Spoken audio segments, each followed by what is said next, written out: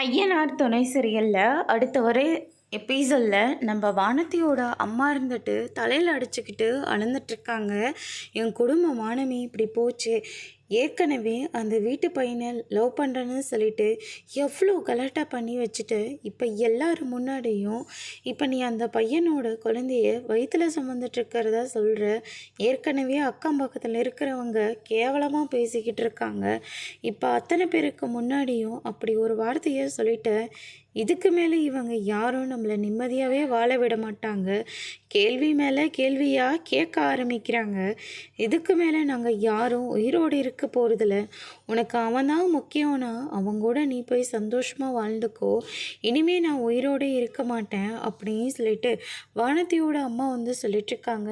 என்ன லூஸாம்மா, நான் தான் அவனை கல்யாணம் பண்ணிக்க முடியாமல் இப்படி ஒரு பொய்யை சொன்னேன்.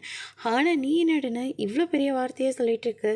என்ன பிளாக்மெயில் பண்ணிகிட்ருக்கியா? பாண்டி நான் கல்யாணம் பண்ணிக்க கூடாதுன்னு இப்போவும் நான் சொல்கிறேன். அவனை கல்யாணம் பண்ணிக்கிறதா இருந்தால் எங்களை கொல்லி போட்டுட்டு அதுக்கப்புறமா நீ போய் கல்யாணம் பண்ணிக்கோ அப்படின்ற மாதிரி சொல்லிடுறாங்க. நீ என்ன வேணால் சொல்லிக்கோ, அதுக்கெல்லாம் நான் மசீர ஆள் கிடையாது. நான் பாண்டியத்தான் கல்யாணம் பண்ணிப்பேன் அப்படின்ற மாதிரி சொல்லிடுறாங்க. இவன் என்ன சொன்னாலும் திருந்த போகிறது கிடையாது.